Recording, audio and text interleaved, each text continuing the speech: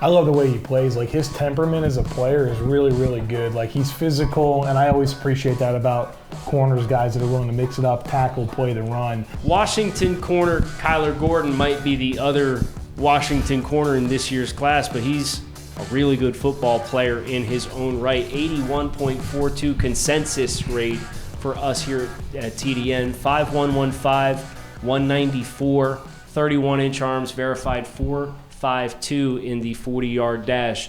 Dre, I know when you came back and from watching him through the regional grading, you had a lot of great things to say about Kyler Gordon. Maybe he didn't necessarily meet the athletic profile that he was rumored to have, but I don't think that necessarily takes away from a lot of the things that he does at a high level. No, man, he's competitive, man. He's really competitive. He moves well. He certainly didn't test as well as we thought he would. There were words that he could run a 4.3 and jump 40-something. He didn't do that.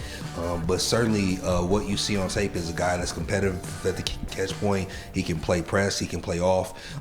And there's something about these guys from UW, man. They all can play inside and outside. And for him to be a 6-foot guy that's 200 pounds, I think he has the skill set to even play inside too. He reminds me of Byron Murphy so much, man. He looks just like Murph, and he's someone, man, that even though he may not have ran as well as we thought he might, he's still a very good football player, as shown on tape, and is someone that can play in man. He can play in zone, and really excited about seeing him at the next level. I love the way he plays. Like, his temperament as a player is really, really good. Like, he's physical, and I always appreciate that about corners, guys that are willing to mix it up, tackle, play the run.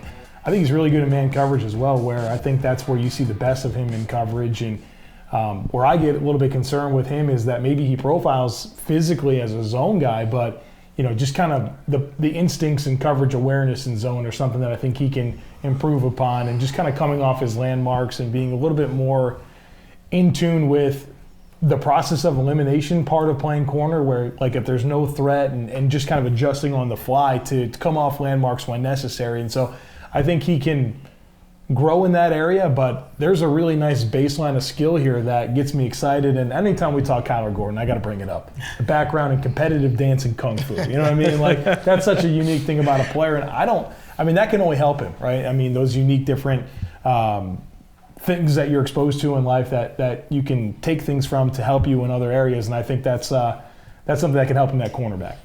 Yeah, I like how comfortable he is in press.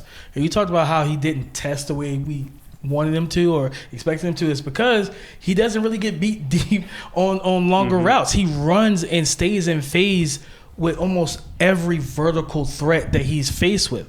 So I like him. Like Joe said, he can improve in zone coverage, but I love his ability in man, not just to mirror and match, but to shoot his hands and disrupt timing and take these and carry these routes vertically to wipe that away and make the quarterback look to another read. Yeah, Kyler Gordon is going to make somebody really happy as somebody who's going to be a tone setter in your secondary.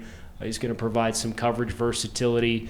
He's fearless as far as stepping up on the boundary, and you love those corners that kind of play that selfless brand of football and are willing to lay it all out there in space. So Kyler Gordon, probably a solid second-round draft evaluation. That's where he is coveted for our consensus grades. We have some 3s, we have some 2s, but the average is checking in over an 80, so that puts him in that second-round bucket for us here at TDN.